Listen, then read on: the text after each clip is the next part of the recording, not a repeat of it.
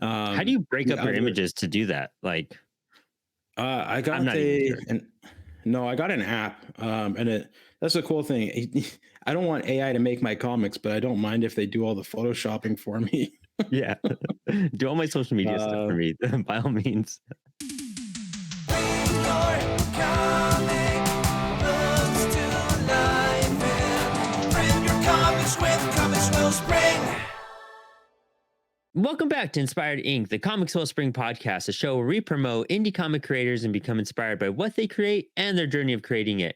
I'm your host, Brandon Bloxdorf, and today on the show, we have Doug Knight, the creator of Chiasm and Super Wicked White Cell Squadron, and we talk about some awesome things like the challenges of social media and staying relevant as a creator, and the benefits of anthologies, and some best convention practices. All of that and so much more in today's Inspired Inc. Yeah, I think that's one of the hardest parts that like come with being a creator. You know what I mean? Is just like mhm. you really need to have that business side of it and that social media presence side of it. And you do a really good job of what you do. Your page is full of awesome stuff and you curate some things really well. You give really good previews, but like I think even that scares a lot of creators, just showing their Mhm. work or the progress of Yeah, their yeah. work. Did you ever find that difficult with some of your stuff as you were like getting used to social media? Not really, man, because it's like, I don't know, I think that, um, tattooing and stuff, like, it's, you have to try to sell somebody on a full sleeve off of a half-cocked pencil sketch, right? So, it's, Mhm. you get the confidence of, like, I know what it's gonna look like, and I think it's important for people to see what your rags to riches process is. And so, like, before it was social media, I still have to take my sketchbook to a hypercritical, mentor, and they would, Mhm. take a look through it and say, "Oh yeah, it looks cool," because they could see what the foresight was gonna shape out to be. So, I don't know. I think that like I was talking with Jerry Cooley the other night, and I said, like, Ah, don't fake it till you make it. Like, make it until you make it, right? So, your sketch process will evolve too, and so I don't know. I just think that it's cool, like especially that Wolverine thing that I put up. Um, yeah, it's cool stuff. been really funny because it's cool for engagement, but then just a little thing like I'm sponsoring the ad because it's a character that people recognize and like it's a cool sketch process.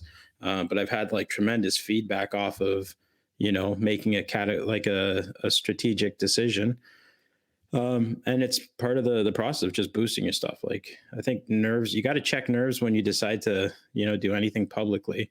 Mhm. I've got I think one of the biggest crossroads that I'm coming up to is, for the first time I've got some like really perceivably controversial subject matter that I've been commissioned to create for an album cover, and I'm really excited to share it with people. But because I have this crossover of these all ages books and the superheroes and like the cool stuff that I'm up to, I have to be very careful about how I'm going to present that to the public, right? Yeah. So it's yeah, so it's cool. It's cool that like there's these roads to navigate, but there's a tactful way of communicating it, and there's a learning lesson everywhere too. Do you feel like you pulled from other creators like at social media posts to be like, this what this person is doing is super rad. I should try to like kind of do something like this and it inspires you a little bit, or you're just kind of like, this feels right. I'm just gonna wing it and whatever I'm able to do on this device, I'm gonna figure out. I would say that, like, in terms of, so I saw David Lujan do the really cool large scale grid format stuff. Oh yeah, yeah. And I found that like that's really cool because not only is it like, yeah, I know it's a little annoying when you see all these like things pop up, like 16 different posts from the same person pop up and you have to go whatever, but it's a really good way of funneling people to check out what the overall image is. Yeah. Because you're Um, kind of just getting and it's annoyed after also a bit and you're just like, I need to see this yeah, already. Like exactly. And it's also a cool way of showing people like how detailed at a 1080 by 1080 square, all of your images are to pull in an entire image. So it's like, that's a really cool way of doing it. how do you break The up your other, images to do that? Like, I I'm got not even sure. no, I got an app, and that's a cool thing. I don't want AI to make my comics, but I don't mind if they do all the photoshopping for me. Yeah. Do all my social media stuff for uh, me, by all means.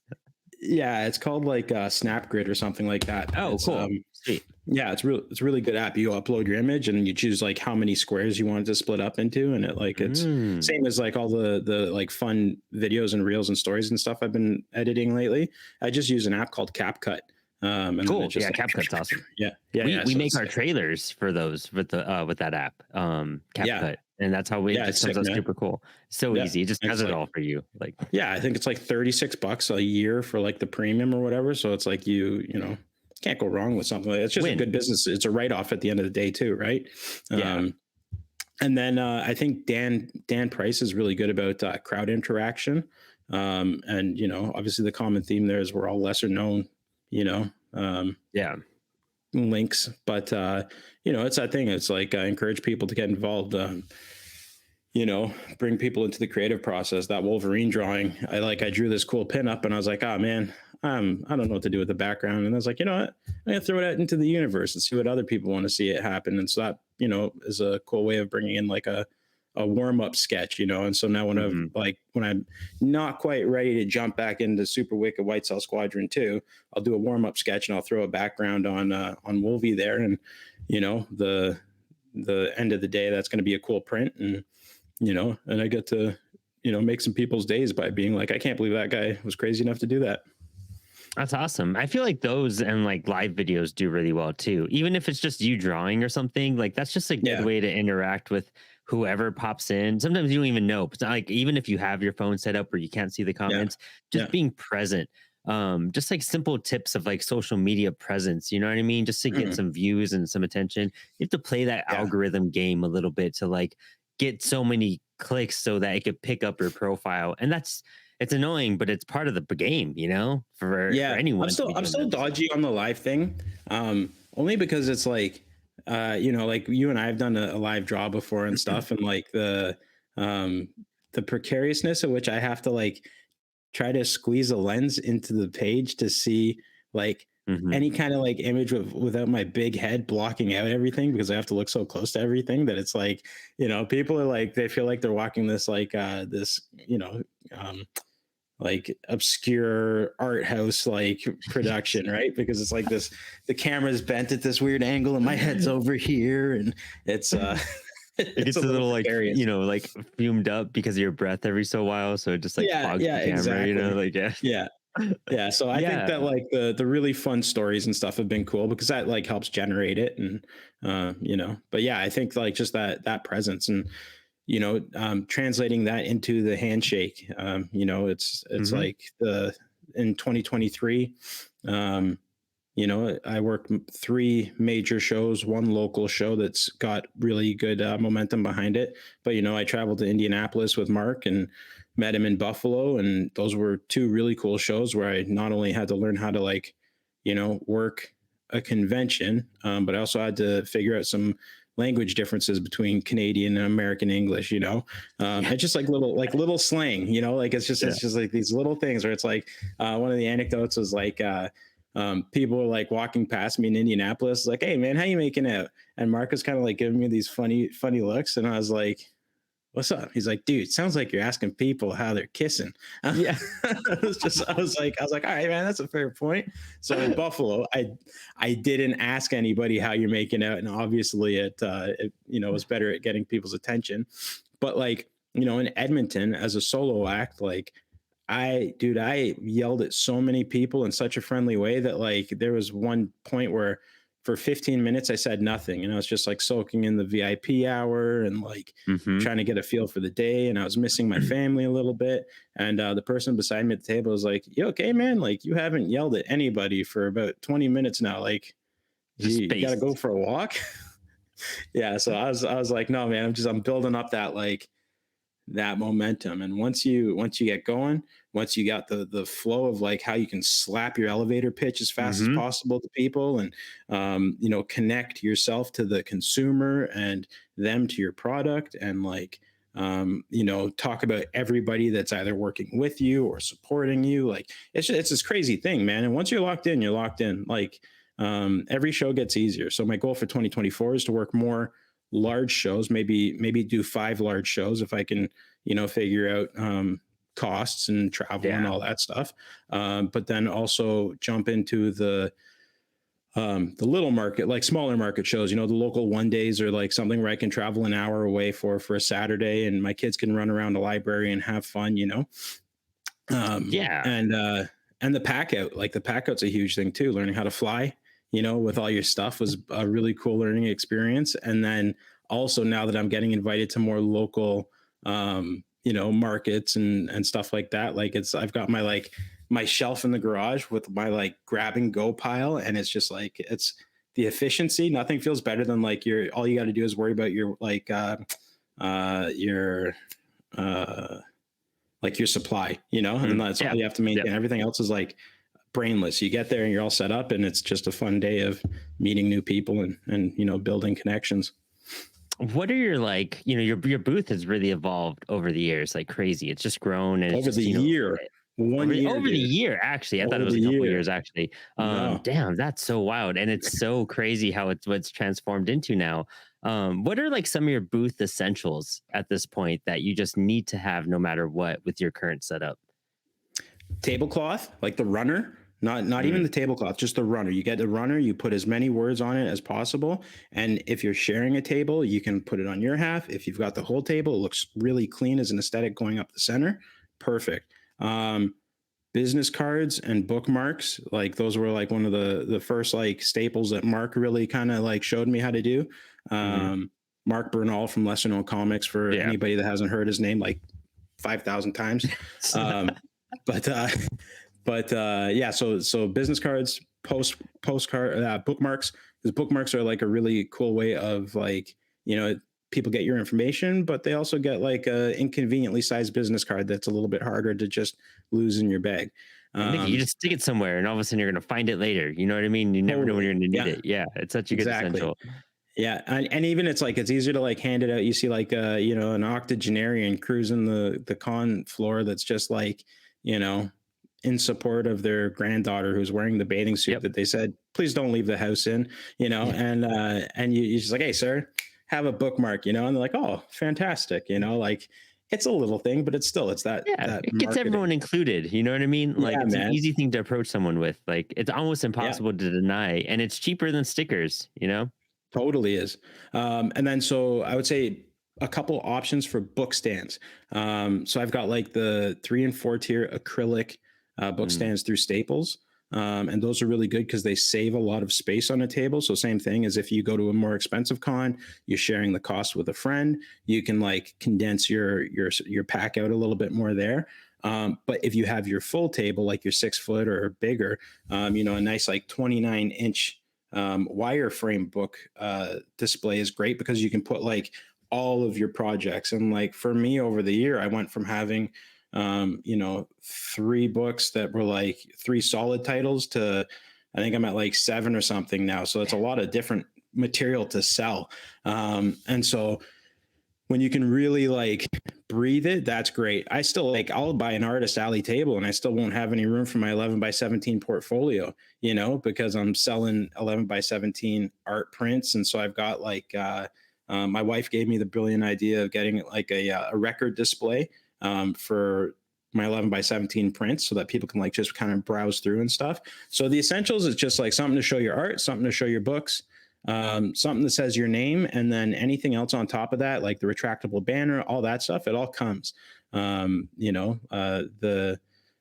more space you can fill, do it, but it's also a fine line of not looking like a flea market setup, like it's the guys that are selling the long boxes with like all the back issues and stuff that they didn't want to bring with them, they're a couple alleys over. Like you don't need to see that when you're walking through the Artist Alley. That's like people want to see like the razzle dazzle, and they want to check out what you're doing because they care about supporting indie creators. So make it look good for them, and smell good too. That helps.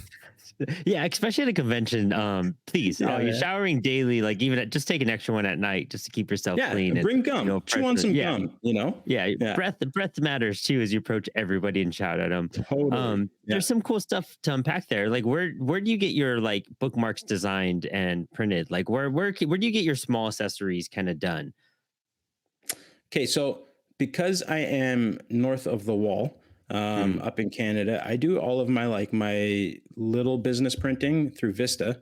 And it's great because they're like pretty local to me, and I can submit my designs, which I control myself through Photoshop and all that. And then they've got a pretty simple design system that I can just input, get my prints in a couple days. So that's good. So the little stuff through them, and then all my books and everything I print with Comix Wellspring, which has been great because again, the difference when I'm shopping around that stuff, it all comes down to cost. And as much as I would love to be a fully Canadian operation, going to somebody that's pretty, I think, adjacent to me along the longitude of Actually, yeah, of existence. Like they're pretty close, so they're close enough to almost be Canadian. I'm sure there's a couple Comix Wellspring guys with Canadian cousins. But doing the math there, like even with border tax and conversion rates and stuff, they're still offering a very competitive and like healthy rate for me to go be like, I need 25 books. I need it for under this, and I can get it. And the other thing that I like that they do is they offer like a really transparent, you know, uh, quote system, where it's like I've noticed, and I'm sure you've noticed now too, that like you go to the cons and like people can be really cool until all of a sudden you ask them a question about printing, and then they get this weird stink face, like you just asked why you put cayenne pepper in your mama's macaroni or something, right? Like Yes. they're like, dude, I've got this connection, and you got to understand. I got to protect my connection. It's like, okay, it's all good, man. Like, but with Comix Wellspring, you'd be like, hey, how can I get a die cut cover? They're like, oh, we'll get somebody to check it out, and then we'll call you back in 2 hours. And like, Yeah. they'll do that. Like it's a really comprehensive and supportive staff that they've got there. So I've really enjoyed my time dealing with them. And then, same thing. It's like when you can do a big batch, that it's affordable to roll in big batch, so you can throw all your little stuff in with them. But yeah, I go wherever the dollars make sense. No, it's smart. And it's good hearing that too, because you have to like explore stuff that works best for your region as well. Mhm. And it's, you actually, going for as many books as you're getting done, 3 to 7, you did a giant leap there, in just a Mhm. short amount of time. And I mean, you have chiasm, you have a super wicked white blood cells. Like, what else is on your arsenal where you made such a big leap in all your books? There was this project that I did called the Punk Rock Anthology. The guys who put it all together kind of, they kind of couldn't get their heads out of their own butts. But no, that's a really cool book to have on the stand, because obviously I did it with you and Alex and everybody at Apollo City, and it was a really cool project to be a part of. And even though it's only a 4-page story, it looks It is a freaking good on killer the rack. 4-page story. Yeah, It's one man. of my Like, favorites in that book, dude. Your no, thanks, dude. coloring and inking on that's out of this world, to be honest. Like, I completely, really yeah. want to turn that into like my Walking Dead opus, like the graphic novels, but I think I might jump to like black and white. But the with the Pox Skull Lips now, I think it's got a really cool opportunity for me to like turn it into a tank girl kind of vibe story. I And think so, dude. Because yeah, I was yeah, rereading it recently, and I just love it. It's the second story in that book for a reason. And I think that's thanks, kind of man. cool. Like, expanding your library with anthologies whenever you see someone open it up and taking a shot. That's a good way just to add Yeah, a book to your arsenal. You know what I mean? and it's And great to support other people that you really like. mhm. Like it's cool. Like the thing that I've learned about the anthologies is like, and I was part of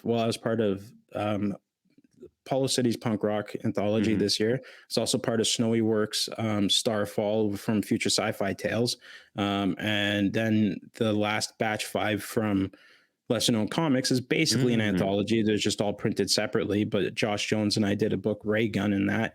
And you when you're in those group chats and stuff, like you really get a vibe of like liking or disliking the people that you're dealing with, and not Mhm. like in a like keep my name out of your mouth kind of way, but you just like, there's obviously like there's like discrepancies in how you might get along with other people socially or something like that. But when you like everybody, and I haven't had that experience yet, but like when you like everybody that you're in a book with, it makes it so much easier to like pump their tires. Like one of the cool things, I don't know if you and I have talked about this like in person yet, but in Edmonton, this other crazy Canuck, Dylan Corbisser, who was also in Punk Rock Anthology. He was a couple alleys over from me. And so like I was yelling, anybody that looked like remotely punk rock, I was yelling at them to come check the book out. And I'd say, check this out. I'm gonna put my Braille autograph on this book for you, and then you go find Metalhead Samurai over a couple alleys there, and you tell him that the blind guy sent you, right? And so like I'd go take the bathroom break, and then I'd be walking back, and Dylan would be like, "Oh hey Doug, so and so popped by. They said a blind guy sent them," and I was like, and it's so cool just to like see people collecting autographs and stuff. So it helps build the indie community so great, man. So on top of that, yeah, I mentioned I've got Ray Gun with Josh Jones. And that was like, he came to me after we've done a few shows, like a few podcasts together. And he brought the story to Mark, and Mark really encouraged him to go with, a self-driving machine to help produce his first story. And so he asked me, and I was really flattered to handle all the illustration and lettering and coloring and stuff on the project.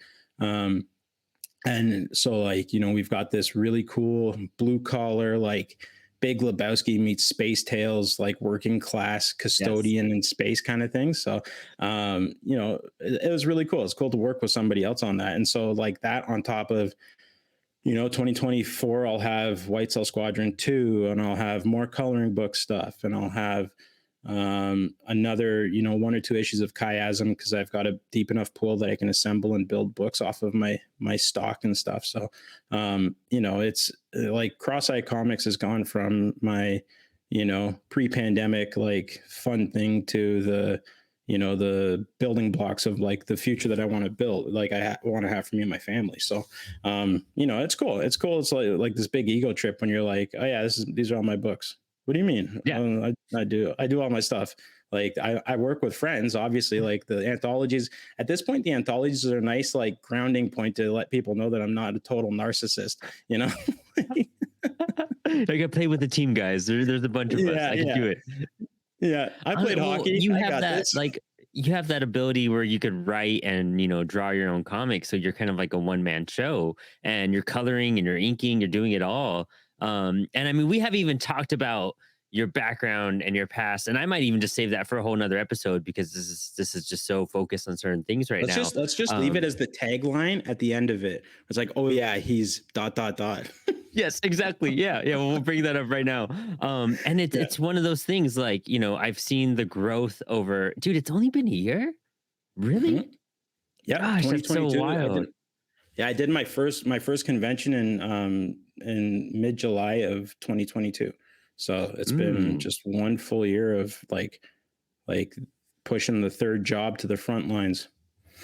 Well, I mean, that's what you got to do. You know what I mean? And that's probably like the hardest part before you get in, as we started the conversation with social media, that is part of the grind, is like finding ways to enjoy the grind. And that's where you got to make like social media fun. And that's where you got to utilize and kind of maybe connect with some people, or, have like a little break, so you could have some mental being like, I'm not alone in this room just doing this all by myself. Like I have other friends that are encouraging me and seeing it. And I have other people and fans as I post that are, liking my story, things like that. Like some of that gives you a little, sometimes you just need that little boost. You need that one, little heart thing when you post like a story, like, hey, you know what? Fucking cool. So I'm on the right track or something, stuff like that. Cause that kind of grind is, I mean, I've done it myself. I'm kind of currently in a big grind right now. And so it's like, anything you can to find some like happiness in the process. And if you're not loving that process, you're not going to love the outcome. And the outcome is like the reward after everything. Yeah, well, I think it's also like, all the digital gratification, everything is really cool, and sales add up, and that's a really fun thing to see kind of grow. But I've got this beautiful opportunity where I'm able to channel my love for art and turn it into books and stuff. But, I also have 2 wonderful kids and a wife that, has expectations of me being accountable and, enjoying all the great moments in life. So on top of like, all the stuff on the cyberverse and on my iPad, and, between me and the paper and stuff, I've got these ultimate cheerleaders at home with me. And, I've got the support from my wife to say, yeah, go take the weekend to sell and to, bring home some progress for our family. And I've got, my 8-year-old who will come and check out and see what I'm drawing, and then like he plays it off all cool. He's like, oh yeah, that's cool. And he walks away, but then I'll see him like drawing something that I was working on earlier or something, you know. So it's really cool. And then the 3-year-old, like, we're just happy if he's not setting something on fire. But you know, it's so important to manage that. You know, like don't. I haven't had the you know, misfortune of like choosing one family, you know, before like, or choosing my family before like social media obligations or anything. Like, families first, right? So it's like Hmm. sometimes it's kind of cool having that like constant um furnace that needs stoking of like taking the kids for a walk, and like, you know, you have all these plans with your day to like, you know, oh, I don't have to swing a hammer today, so I'm going to get like 9 pages done or something. But like, you know, you realize that your wife has like bags under her eyes and needs to go get some like time with her mom and chill or something. So then you're like hanging out with the 3-year-old all day. And so it's like, it's these things where it's like these opportunities present themselves, and sometimes you got to store your productivity in that fire up for that 2.5 hours of like sleeplessness that you can channel. And that's sometimes when the best stuff comes up, because you've got a little bit of frustration from not being able to sit down all day. And you know, time is a luxury.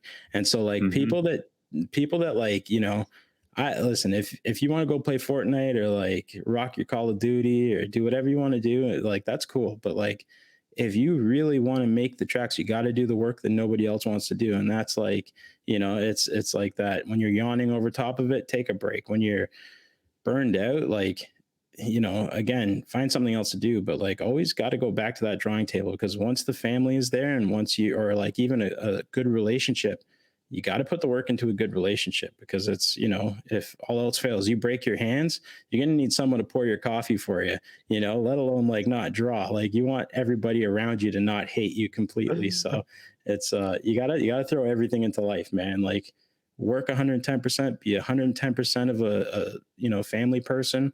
Even if you don't have family, like, channel something, find a friend and Yeah. nurture that relationship, you know. Yeah, no, it's something, you know, everyone can find something to find that escape and solace in. And it's part of life and it's part of your experience, because that's what fuels your stories, you know? You know, Super Wicked White Blood Cells, like, yeah, it's like kind of a Power Rangers as, you know, to our younger childhood. But I'm sure that Mhm. has a strong connection to you and your children right now, too, and how all that came together and everything. So I mean, that's what's going to inspire you, and that's what's going to inspire your stories, is how you live your life, pretty much.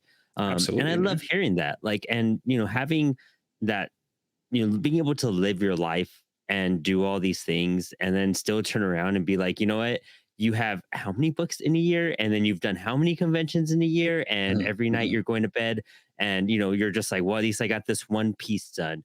And that's what mhm, it's all mhm. about, just chipping away what you can, you know, with the availability. And by all means, don't burn out, like you're saying, don't Yeah, overdo it, yeah. don't kill yourself, take a break, take a breather. But hey, like, you know, even being, yeah, I always come back to music and being a musician and whatnot, but like, even just noodling for 15 minutes on a day that I Mhm, was exhausted was better than not mhm. noodling at all.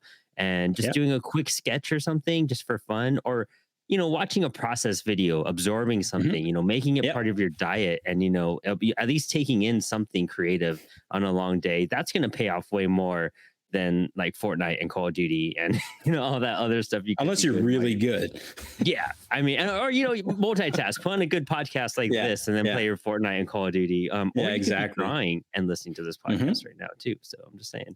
But yeah, I love that, and it's part of the discipline. You know, like, mhm. do what you need to. It's not going to happen every day, but you can make just like a little bit, like just a little bit. That's all you Yeah, need. man. You know. That's it. Hey, one 3-minute Duolingo course still keeps your streak going to the next day Hey, sometimes, right? dude, that is a great fact. To be honest, there you Yeah, go. yeah, yeah. Dude, you're it's kind of crazy where I've seen, you know, all of this kind of come from. And you've even had stuff benefit children's hospitals. Mhm. You've done like so many cool things with your books. Like, what's next for you? What's your next big, you know, thing that you're trying to do? So while I work on issue 2 of Super Wicked White Cell Squadron, it's been, you know, I've pretty much tapped out of the stock that I had accumulated from the Kickstarter, which means that Mark and I got 100 issues of the comic plus the coloring book to Comic Books for Kids. So that's being distributed. I was able to drop a couple stacks of comics off to a very large children's rehabilitation center in Toronto. So they're called Holland Bloorview. And then also the hospital that stitched me up more times than I can count as a kid, where in the town that I grew up. So that was really cool little building blocks. But then also I've taken the opportunity to drop care packages off and meet up with the doctors that, kept me going as a little kid. Like I met up with, or I invited my neuro-ophthalmologist to the book launch that I had. He's the gentleman that found the brain tumor. I still remember like him looking into my eyes when I was, 6 years old. Like everything is etched in my mind. And just to see him as like a 80 something year old man now, it's just like it was really cool. And then I also got to have coffee with my pediatric oncologist. And so these are all people whose names I've used in my books as a way of saying thank you and, kind of like connecting to other people who might have dealt with them and stuff. So while I work on issue 2, it's all about building up connection and, getting myself into more than just comic shops, focusing on positive outreach through, markets and, other events like that.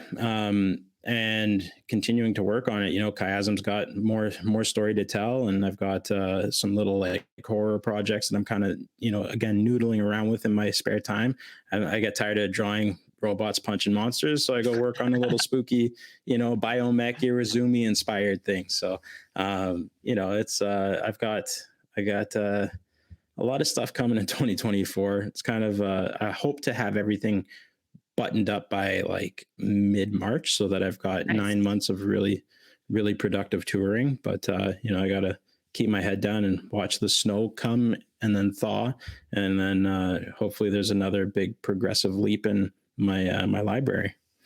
Nice, dude. I'm excited to hear it. I'm excited to see it. Like, I just want to kind of go draw now and work on some stuff after talking to you for a bit. Doug, Sick. it's always a pleasure. We're definitely going to bring you back, and we're probably going to call it like the Doug Knight Cross-Eyed Comics Chronicles or something, because you have so many things to show us still and so many things to tell us. We didn't even get to talk about that. You are blind. You're legally blind. Mhm. And there's some crazy stuff going on and you've always been an inspiring person. Not only just from, there's no excuse to not go make art, but like everything we just talked about today. I'm going to go draw as soon as we wrap this up. Good. Doug, thank you so much. I can't wait to bring you back on the show. Everyone else, please don't forget to like, subscribe, and share. Thanks for hanging. Go make some comics and stay inspired.